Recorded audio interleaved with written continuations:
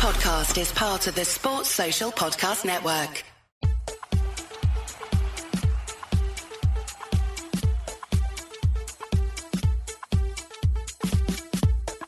Hello and welcome to 1865, the Nottingham Forest podcast, and our match report from Forest's defeat away at Craven Cottage. It's Forest's fourth defeat in a row, and it's a result that piles pressure on Steve Cooper, making Saturday's game against Wolves look like a much win, even though it did already, I suppose.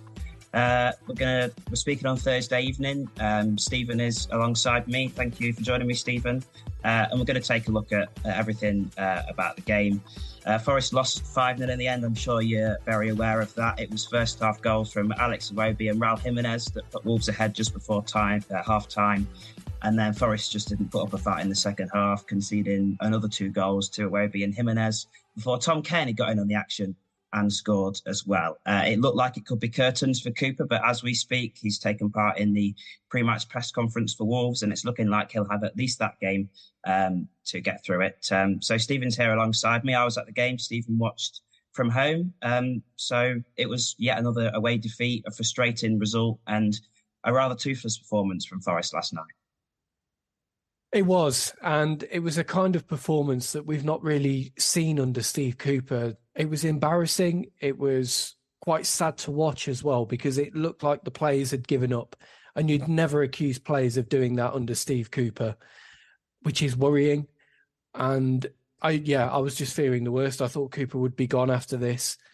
You can say and look at the run of 1 win in 12 or whatever it is, and that being a factor, but the performances on the whole have been pretty good, and we've only been losing by the odd goal when we have lost. But yeah, this at Craven Cottage was just poor from everybody. I can't think of anybody on that field who comes away with credit after last night, and it was just so disappointing, and it was making me quite angry watching it as well, because players should be doing the basics better. They should be putting in more work rate and showing more commitment and more passion. And I'm not seeing it from this Forest team. They just look like they're down tools. Yeah, 100%. And the first two were on a spell of losing 4 in a row. The first 2 games against Brighton and West Ham, you could argue that Forest were in the game for large periods of that. But I think the frustrating thing about the Everton game and this game was that Forest were never really in it, and they just didn't show up on the days. So we'll have a look at the team news then. There was 5 changes Cooper made from the Everton game. In came Felipe, Aina, Dominguez, Hudson-Odoi and Origi, and out went Bolly, Aurier, Yates, Gibbs-White and Wood. So Vlachodimos played in goal. We had a back 4 of the returning Aina, Felipe the captain, Murillo and Harry Toffolo. The midfield 3 that we've become so familiar with played with Mangala, Dominguez and Sangare across the midfield. And then there was Callum Hudson-Odoi and Anthony Elanga on the wings with Divock Origi up front. I was quite pleased with the team news, I have to say. I thought Aina's return was a positive, although some poor performances from him recently. I don't think he's really merited being dropped. I think he's been our most consistent player. I also thought Dominguez had to return in that midfield because Sangare and Yates just didn't work at all together. And I think they're 2 very similar players. And I'd argue I'd probably rather have Yates, especially on the back of this performance. And then I think Origi had to be given that chance because although Wood's not done that much wrong, Origi's not been given a chance. It's his first start. And I think I was quite happy with the team news. But what did you think, Stephen? I was happy with it as well. I didn't have any complaints when I saw the team. When you look at Aina coming back in, I think that made sense. I don't think Aurier played particularly well against Everton. I think he perhaps could have done more for their goal. I agree with Origi coming in up front because Chris Wood was ineffective against Everton. And actually, he was more mobile, Origi, during this game. In the early stages in particular, you could see already we looked a bit different having Origi up there with greater mobility up front and linking up better with the likes of Hudson-Odoi and Elanga. And then that midfield 3 of Dominguez, Sangare and Mangala, that made sense as well. That's been a solid midfield for us so far this season when they've all featured together. So I was quite happy with the team. I didn't see too many complaints. Yeah, and 5 changes seems like a lot, but I agree with you there. And I think Origi is a bit more like Taiwo than Chris Wood is. So if Forest was sort of reverting back to the midfield 3 and to get Origi in there a bit like Taiwo to sort of go back to the old ways. But what were your thoughts on Gibbs-White being dropped? Because I suppose as a winger, you'd say Hudson-Odoi is probably more effective in that position. Yeah, and I think we have been playing Gibbs White out of position on that right-hand side. He's more effective through the middle, but it's been hard to find a place for him ahead of that midfield three of Dominguez, Sangare and Mangala. And actually, Gibbs White hasn't been performing to the levels he was last season. So I didn't think a game or two on the bench would do him much harm. And I think it was worth trying that front three of Origi, Elanga and Hudson-Odoi, to be perfectly honest. So I could understand White might have raised some eyebrows because I think Gibbs White is very much one of Cooper's players, but given recent form, I didn't see that as a negative move, if I'm honest. Yeah, and it was one that many fans were calling for as well on social media when you see the predicted lineup. So it wasn't that much of a surprise. So the game started and Fulham, it was quite clear they had most of the ball in the early stages, and Forest employed this sort of more higher line than we used to seeing away from home. I think they tried it at times against West Ham, but in the first 20 minutes, it was very visible because they just sat high up the pitch and made Fulham try and play through us. And they didn't look that threatening in the opening stages. In terms of the chances, Forest had the first one of the game, really. It was a goal kick. Murillo got it from Vlachodimos. He turned and found Dominguez in space in midfield, who in turn turned and played it through to Origi. And it just got caught under his foot. He was in our goal and just got caught under his foot. Maybe sort of match sharpness there. And then his shot in the end, as Fulham got back to get in front of him, went wide from the edge of the box. Fulham had a few early on with Cairney in the box playing it into Jimenez, who shot straight at Vlachodimos. And then the real big chance early on before Fulham scored was 25 minutes in. Sangare gave away a needless free kick on the edge of the box. And it was Andres Pereira, I think, who curled it onto the post. And Vlachodimos wasn't that close to it, I didn't think. And maybe if it had been a few inches further right, it would have gone in. But in terms of how the game started and how Forest set up, it was looking relatively even though they didn't have much possession. Yeah, and I thought Forest looked okay in that first 25 minutes. And a point away at Fulham, I don't think would have been too bad a result. So Forest looked comfortable actually in those opening stages, and I wasn't too concerned. And I think Origi coming in, he looked livelier and more mobile than Chris Wood, as I mentioned. So I thought the team was looking okay, but turns out that was famous last words because it all went wrong very quickly. Yes, it did very, very quickly. About half an hour, wasn't it? And Forest was sort of getting forward. They were high up the pitch for maybe one of the first times in the game. Sangare had it in midfield and he had it in space. He had options to his left. He turned away from his marker. And then inexplicably, he decided to turn back into them and he lost possession. And with the high line that I mentioned, with Forest committing bodies forward, they were always likely to be hit on the counter-attack by Fulham. And that's exactly what happened. They broke quickly. I think Bassi brought it out from defence, played it forward. And then it was Willian on the left wing. I mean, he played so well against us last season. I remember Willian, he just dictated the game and wasn't so involved this game, but got the assist. He curled it to the back post from the left-hand side. Missed Toffolo and Alex Iwobi was there to tap in. And such an avoidable goal, like you say, and a decent start. And it just had to be a mistake that put Forest behind. And that seems to be the theme of goals recently. We seem to be shooting ourselves in the foot with the kind of goals we concede. We're either just individually poor, players not tracking runners, or not getting close to opposition players to close down shots and make life difficult for them, or we're just plainly giving the ball away like Sangare did. I don't know what he was thinking. A player of his caliber and his value, let's say, because we've spent a lot of money on him, should be doing a lot better in that situation and shouldn't be giving the ball away so cheaply. And that's what happens in the Premier League. You make those kind of mistakes, you're going to get punished for them. Even teams like Fulham, I don't think Raul Jimenez is the player he used to be. I don't think Alex Iwobi is a top Premier League player, if I'm honest. But these players have got enough quality to punish you when you make mistakes. And we're seeing that. And it didn't take long for Fulham to score a second goal. As so happens for Forest, they concede one, they concede another. It's maybe not happened so much this season. It did at West Ham, but last season that was a feature that you saw pretty much every game, especially away from home.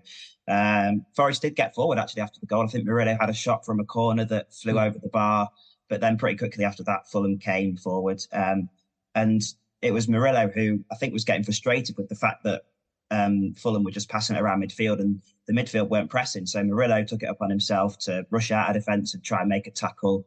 Now, unfortunately, Fulham played round him and that left the gap in the defence. And then what really frustrated me for this goal, I mean, I was so annoyed at Sangare, but even more from Mangala. There's a clear gap in the defence, and Mangala is ambling back and he's pointing at Felipe to fill the gap when it's quite obvious that Mangala, I think, has got to drop in there and fill the space. But that didn't happen, and they came down the right-hand side where the space was vacated. Iwobi played it inside to Pereira, edge of the box, and then he slipped it through for Jimenez, and an emphatic finish into the box, high into the top right corner. Good finish from him. I believe, I may be wrong on this, but I believe it's his first Fulham goal, one that's been waiting a while for. And yeah, again, like we've just mentioned for the first goal, two very avoidable goals that swung the game entirely out of Forest's favour early on. Yeah, and to concede 2 goals so quickly, you just felt at that point it was game over. And we'd thrown away another opportunity. We were solid in the first 25 minutes. And then within the blink of an eye, game over and we're up against it. And again, I think players just not doing their jobs. And like you say, Mangala there, not sensing danger and not stepping back into defence like he should have done, pointing at Felipe, who I think was trying to cover another player anyway. So if Felipe comes out there, he's leaving another Fulham player with a clean run on goal. So no, players are not taking enough responsibility at the moment, as far as I'm concerned. And this has got to change because you're seeing what is happening on the pitch. We are crumbling in games when things are not going to plan. I think it's a mixture of a team that's lacking confidence because we haven't won for a while.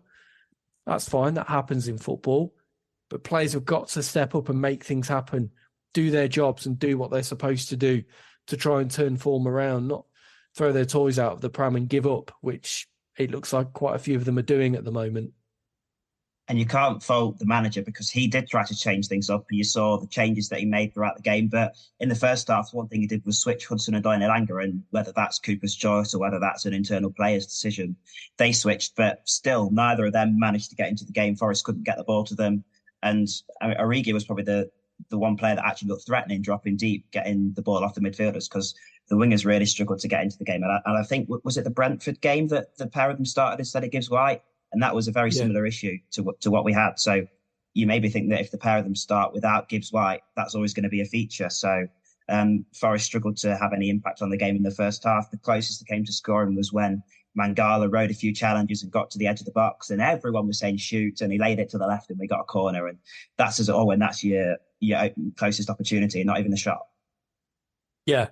And it's something that I don't think we shoot enough, actually. We get into some decent positions, but we don't seem to want to take a pop at goal, and we just lay it off and allow teams to reset or defend a cross and sometimes just have a go. We seem to see plenty of opposition players scoring against us from range. But you see what happens. Look at the Villa game, and Mangala scored in that game, albeit through a mistake from the goalkeeper. But that goal doesn't happen if he just lays it off to another player and decides to not have a shot. Sometimes get in that position, just have a go and see what happens. Yeah, so Forest, it was 2-0 at half-time. It nearly was 3 just before the break as Aina had slipped over on the edge of the box and gave it to Iwobi. But luckily, he shot wide. But in the end, Forest started the half well, but there was nothing after they conceded those goals. And whether the score was 2-0, 3-0, 4-0, there would be no excuse, and they couldn't say they hadn't merited being behind at the break. So Cooper, I think, felt things needed to change. He brought on Ryan Yates and Morgan Gibbs-White for Sangare and Dominguez. I think taking Sangare off was a given. I think actually in the Everton game, he should have been taken off at half-time, and Cooper didn't do that early enough, in my opinion. So I'm glad that he took the initiative with that and took him off, and also bringing Yates on. And Gibbs-White and Yates are two players that will fight, and I think that's what was missing in the first half and ultimately in the game. But I think Cooper's thinking there was, as well as these two haven't really had the best half, let's get players on there that are going to fight for the shirt and fight for those fans that have travelled over 100 miles on a Tuesday night. Definitely, yeah. It's disappointing with Sangare because he has really not delivered on his price tag so far. And I don't know if that's because of this illness that he's had recently and that's why he looks really out of sorts, or if his heart's not in it at the moment. I can't work it out.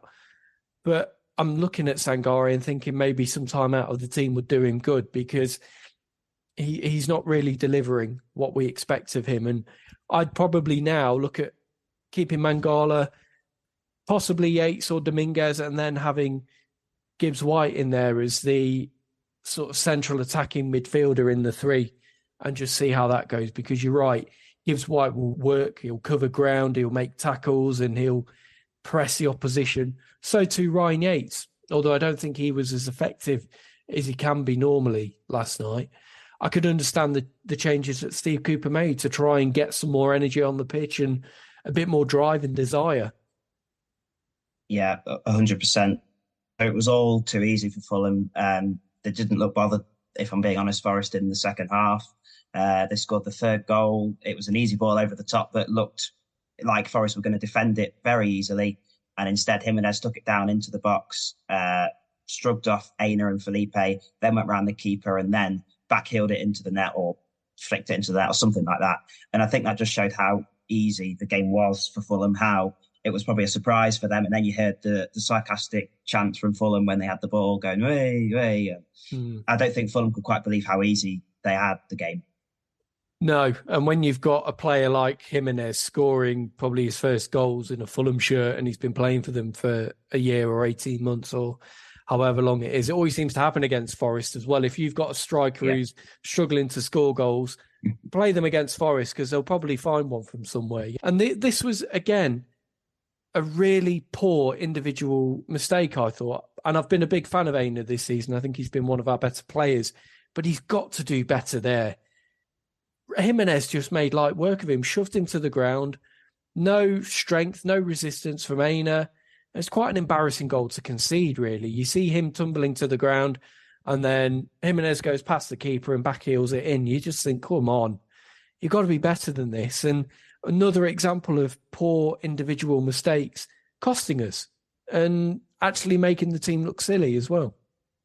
And it's frustrating because Aina looked so brilliant as he came in. I thought defensively it was his best asset defensively against Arsenal in his first game. I mean, him and McKenna down that side. I know Saka scored, but Saka wasn't really in the game at all. And Man United, he kept and on both sides, on the left, on the right, he looked defensively sound, but it's really been lacking in the last few games. But his attacking sort of prowess has came through a bit more. He created Forest's only real chance of the second half. They only had 2 shots in the second half, and I can't remember what the other one was, but this was a chance. Chris Wood came on after about an hour, and a few minutes later, about 65, 66 minutes, he had a chance. It was Aina who got down the right-hand side and crossed it in, and then Chris Wood got into the near post, but shot wide. And then there was a chance from the Forest fans. You know, we've had a shot, and it was almost a defeatist attitude from everybody. It was a defeatist attitude from the Forest fans who, I mean, quite rightly so, thought we're not going to get anything out of this game. It looked like a defeatist attitude from the players. And I think what epitomised it the most and what frustrated many Forest fans the most, and when I found out this after the game, was Marinakis leaving early and the defeatist attitude. And it stemmed from the top of the club and it went all the way onto the players and into the concourses. And that was clear throughout the whole second half and throughout the whole night, wasn't it? Yeah, it was. And you need strong leadership from the top of the club. I think Marinakis has done a lot right since he's come to the club. I think there's things he could have done better and still can do better. But yes, that leadership's got to come from the top of the club, and that always filters down to the players. Whatever's happening behind the scenes will eventually find its way onto the pitch. And yeah, it was just sad to see, because these kind of performances, you don't really see them under Steve Cooper. Certainly we haven't while he's been at Forest. And to see players throwing in the towel like that, the fans resignated to defeat, is not good. But on the flip side, the way that the fans rallied behind Cooper and chanted his name through that second half was really something special. Reminded me of Leicester last year, and I was in that away end at Leicester chanting for Steve Cooper when we'd gone 3-0 down, and for a good 20 minutes, half an hour at Leicester, it was all Steve Cooper chants. And I think that really played a part in him keeping his job and Forest going on the eventual run that took them to safety. But this was just, again, just so disappointing to see on the field that there was a poor performance. I can understand Marinakis' frustration. And if that lanyard that was thrown into somebody's hedge, it was actually his, then, you know, I can picture him actually ripping it off and chucking it as well. Yeah. He's not a man who smiles very often, is he? Even when we're doing well. So, but again, it's got to come from strong leadership across the club. And I do think that things are going off behind the scenes that perhaps we're not privy to. And I do wonder as well if Steve Cooper actually has been papering over the cracks for a while. Yeah. And there was a huge, I mean, in front of me, there was a guy who left at 65 minutes. And it was pretty much until that point, after about 66, 67 minutes, that the Forest fans woke up and started singing Steve Cooper's name. And I think you could take it two ways. You could take it in that was it Forest fans saying goodbye to Steve Cooper, or was it Forest fans backing Steve Cooper? And I think it could be a bit of both. I think the fans that stayed till the end and that have been on this journey from day dot, from Barnsley away and that amazing away win, that if people ask me what my favourite away day was, I still say Barnsley away, because that was the start of this incredible journey. And those people, I think, were there backing Steve Cooper and believing he can do it, but also acknowledging that this could well and truly be his last game. And there was a big consensus and feeling after the game that it would be. I mean, on the tube, when I came back to my uni accommodation in London, I was speaking to some Forest fans and, we'll be gone in the morning. And really, I think it was a bit of both, the chanting. But I thought the same thing. I thought it reminded me exactly of that Leicester game, the spirit that Forest fans showed.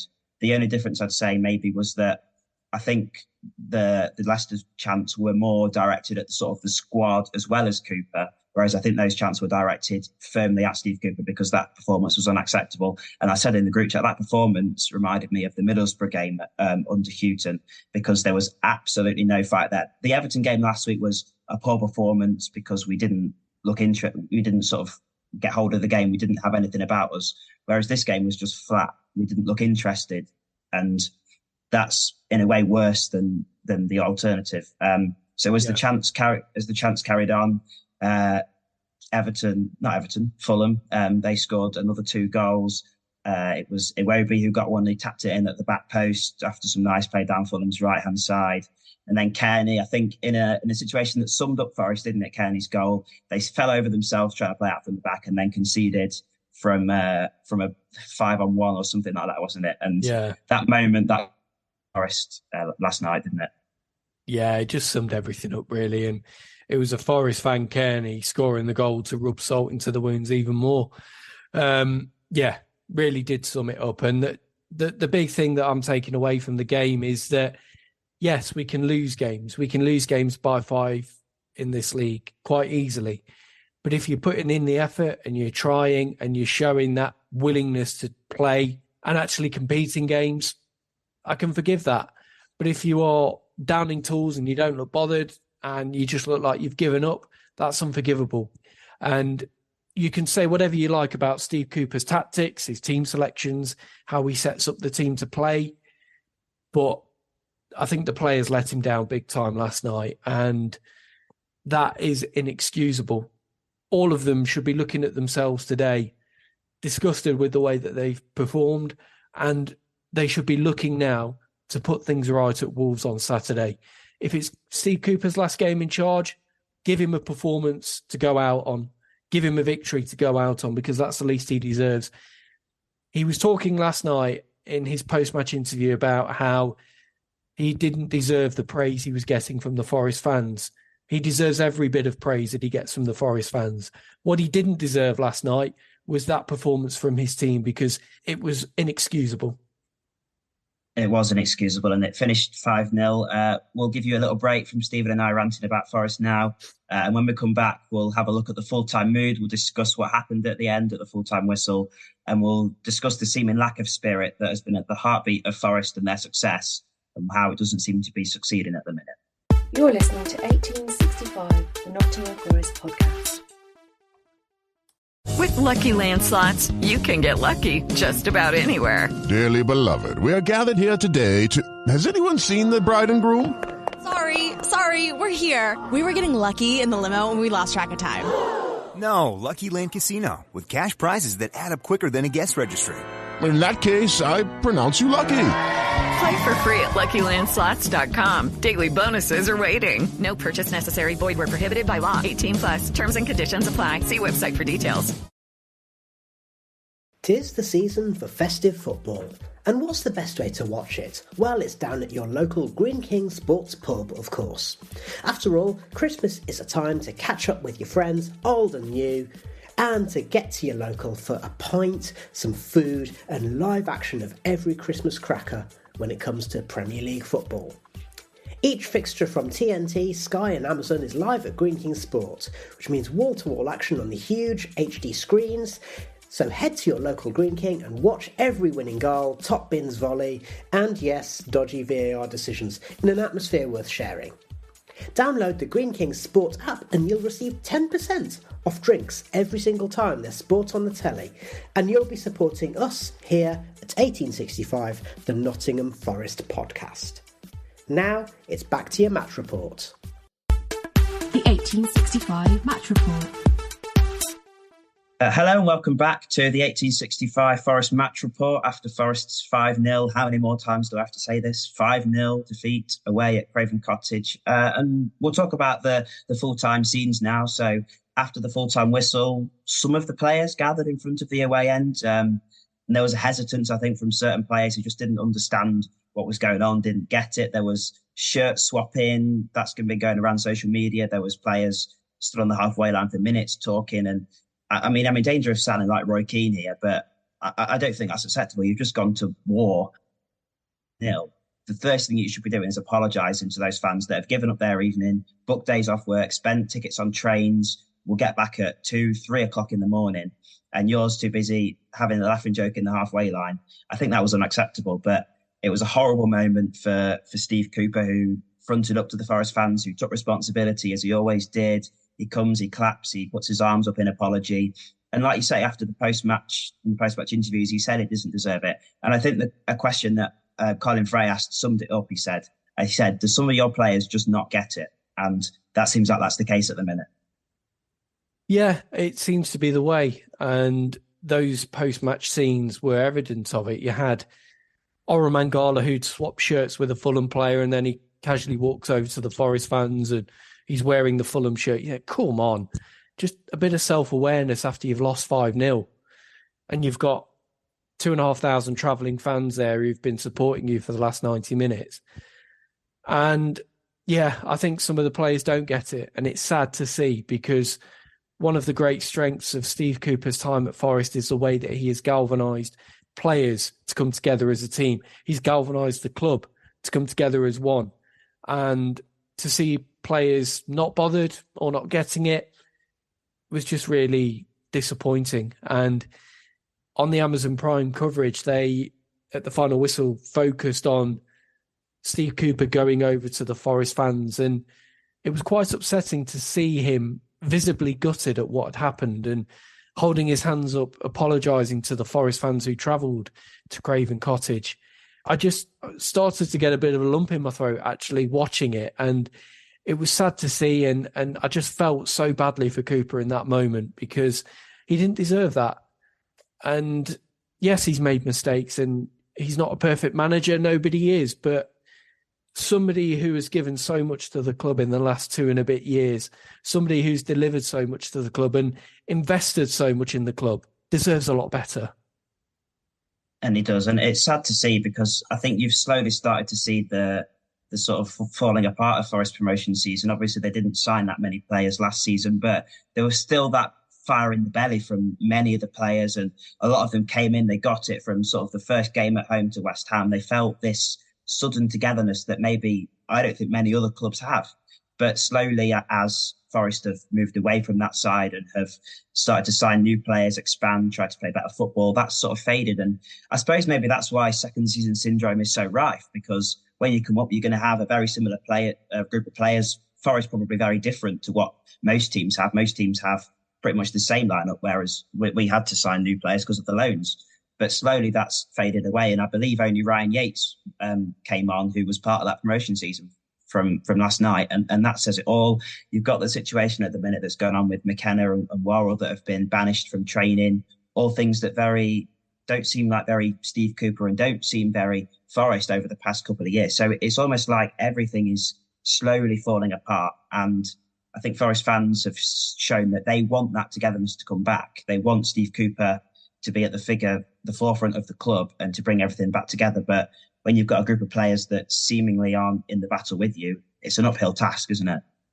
It is, yeah. And I think this is a symptom of our recruitment policy and bringing in so many players.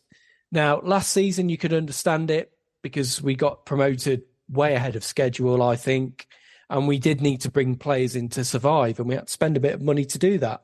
However, this season, we've had another turnover of players, more new faces coming in, and we had a lot coming in late in the window. And we've now given those players to Steve Cooper and asked him to put another team together. And I think there's only so much you can do in that situation, because I think he needs to be given a stable set of players to work with, and he needs to be given the right tools for the job. And I don't think he has been. I'm looking at some of the players in the squad at the moment, and they're not showing us that they're Premier League quality or mid-table Premier League quality at that. And what worries me about this current situation, in particular if Steve Cooper leaves the club, is that we could go into free fall. I'm hoping I'm wrong, but I don't think there's any stability at Forest other than Steve Cooper. There's no stability in the playing staff because we've had a big turnover of players in the last 2 seasons. And it seems like in the boardroom as well, you've got a difference in views going on between sort of recruitment and the players we want to bring in. We got rid of Sirianos and then brought him back in during the summer. We've had a change in the football recruitment side with Ross Wilson coming in. Dane Murphy left when he did. Steve Cooper's the only stable thing that Forest have got at the moment, and I worry what happens if he leaves. We could just turn into a basket case again, and I really don't want that to happen. And it is sad because we thought that we'd left that Forest behind, that Forest that sacked 3 managers a season, that had owners that were disinvolved with the club. We thought that this was our opportunity to forget that, leave that in the Championship and solidify, because you see that by the fact that Steve Cooper is wanted by, he's clamoured for the England job. There's rumours that if he gets fired, then Crystal Palace are lining up to get him. And I don't think he's the problem at Forest at the minute, but I think it's very easy to pin things on the manager. And so often when the players aren't playing, the manager is the one that goes, because you can't sack a group of players. And as much as I could single out 10 players that I'd like to see go probably because of the attitude, not because of the ability, because they've shown the ability both before they've came to the club and at times while they're here, but just because of the lack of fight that they have for the club, for the cause, and for everything that Steve Cooper and Nottingham Forest stand for. So personally, I think Steve Cooper is the man. I think every season that he's been here, he's exceeded expectation, because who'd have thought when he came in bottom of the Championship that we'd get promotion? No one. Who'd have thought this time last season, when we were bottom of the league, that we'd stay up with a game to spare? And both times he has, at times, especially last season, when it looked like at times he'd already lost the dressing room last season, he managed to get it back and managed to get Forest over the line. And he's got a track record of that. And the one thing as well, he will do what's best for Forest. He'll be thinking about this as much as we are. We're having this conversation. I've been thinking about Forest all day when I've been sat in my lectures. All I've been checking is, is Cooper, every time my phone buzzes, is it Twitter? Has he gone? And thinking about that result.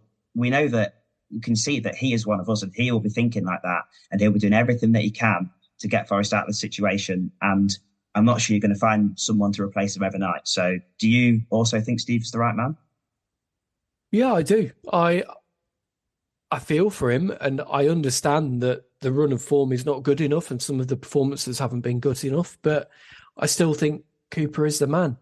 I'm looking at the potential candidates that have been put forward to replace him, and nobody is really standing out to me as either an upgrade or somebody who can come in and really transform this team. Julian Lopetegui is one. Obviously, he was at Wolves and did a decent job with them, but walked out at the end of the season. He was apparently unhappy with the recruitment, but that's not the first time he's walked out on a job. He walked out on the Spain job just before the World Cup to go and manage Real Madrid. So I don't think his character is all that, to be honest with you. And then some of the other names mentioned outside of the classic merry-go-round names of Gerrard, Lampard, Vieira, Jesse Marsch, whoever else you want to put in there, are managers who've not managed in this country before. And I think that would be a big gamble. And some of our fans seem to think that we'll just pluck the next Unai Emery out of thin air. Oh, if Villa did it, then we can. Well, I think you've got to temper your expectations a little bit. And I think some of our fans have as well. Yeah.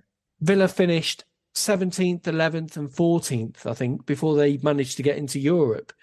Brighton, I've mentioned them a few times now, 15th, 17th, 15th and 16th, and then they got into the top half. You can't come into this league after 23 years away, stay up, and then expect to be top 10 the season after. You're performing near miracles if you want that to happen. It's so difficult to establish in this league. For Forest this season, staying up is enough. I think in that bracket between 12th and 15th, I'd be very happy with if Forest finished there. I think that's enough for us this season to establish and keep building. And even with Cooper staying on, I still think we've got enough to stay up. I still think Steve Cooper's the man to guide us to safety and continue to build what this club wants to achieve. For me, he's the glue holding the club together at the moment. He's got the support in the stands, and I think he's one of the few people at the club who really understand Forest and really get what it's about. And the hierarchy, I think they've got to temper their expectations a little bit, but I think they've got to look at what Steve Cooper is bringing to Forest and really think hard about what they could potentially be letting go. Because I guarantee you, if Steve Cooper leaves Forest, Crystal Palace or another team in the league will snap him up, and he'll probably return to the City Ground dugout in the opposition dugout at some point. And that's going to be horrible to see. It is. It'll be almost like we'll be singing the away manager's name throughout the whole game. I would not be surprised by that. But if you look where Forest are, we're 16th, which doesn't sound great, but we're still 5 points above the relegation zone, reasonably comfortably ahead of Everton playing in an hour's time now. And, you know, if they win that, we're in a bit of a sticky predicament. But this time last season, we were rooted bottom of the table with no way out. At least now there is a bit of hope. But if we sort of look at what Forest can change, personally, I think the Dominguez, Sangare, Mangala midfield has served us well for the past couple of months, but it's looking like that sort of has came to an end now. And I think we've got to, like you say, get Gibbs White in there now that Hudson-Odoi is fit. And yes, Elanga and Hudson-Odoi, like I say, didn't really get involved in the game at all against Fulham. I think with Gibbs White in that sort of number 10 with the two wingers, that he can really bring them into the game. And Cooper, I think he's tried a lot of things over the past couple of games and nothing's really seeming to work. So I think he's got to try and put players on the pitch that will fight for him and that he knows will fight for him. And I'm sure that that's what he'll do against Wolves. But the good news is that he's had his pre-match press conference for Wolves and he said that this is a chance for Forest to stand up and be counted, which would be a big difference from the other night where there's not many that you could count. So ahead of Wolves, what would you like to see Steve change and hopefully get that win that would maybe see him keep his job? I wouldn't be against Steve going back to basics and the kind of formation and setup that saw us grind out results last season. If it means going back to more of a low block, so be it. I think just get points on the board.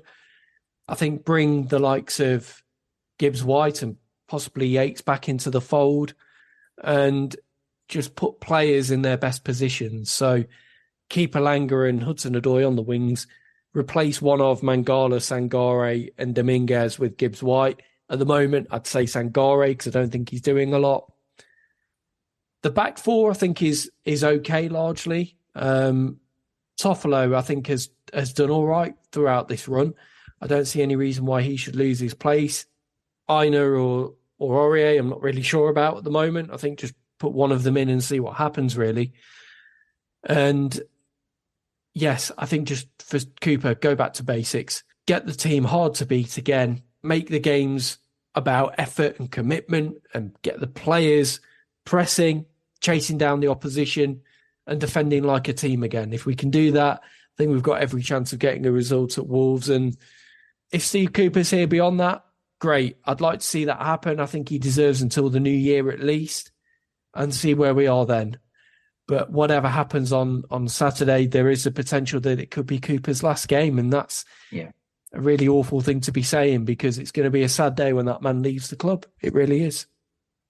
And hopefully that's not sooner rather than later, but it's looking like it could be. The one other player that I think has got to step up is the keeper, Odysseus.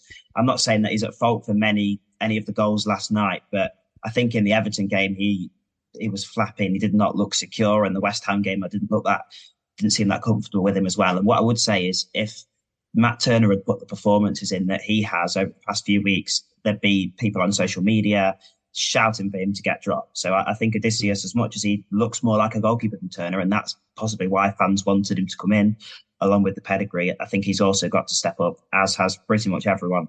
But I think the attitude of people like Toffolo, who's on set pieces now, I think he's one of the best crossers at the club, and who would have thought that? I think he's really stepped up, taking corners really well. And let's just hope that spirit could come through. But I think we'll leave it there. Thanks for joining me, Stephen. I think before we go, I'll just give a little mention to the Forest under-21s after their game on Tuesday with Doncaster. It was the first round of the EFL Trophy knockouts. The Young Reds qualified after coming second in their group, but they did unfortunately lose to Doncaster on the night. I did watch the game and they looked all right. They looked quite competitive in the first half, and it took a long range strike for them to go behind. But in the end, in the second half, the stamina of a League One side came through, and they also put some subs on that were first team players, and they won comfortably 3-0. But it's a good experience for the lads and shows the brilliance of our academy at the moment, that we can get that far in a competition where many Premier League academies have not gone through. But you're probably fed up of me and Stephen rambling on now, so we'll put it to an end there. Thanks for joining me, Stephen. Make sure, thank you, listener, as well. Make sure that if you enjoyed this episode, you give us a follow on social media, and make sure you're listening out for the next podcast. I'll be there at Wolves. I'm sure many of the other guys will be as well. And we'll have a podcast straight after the Wolves game, hopefully after Forest are back on track. But until then, thanks for listening and goodbye.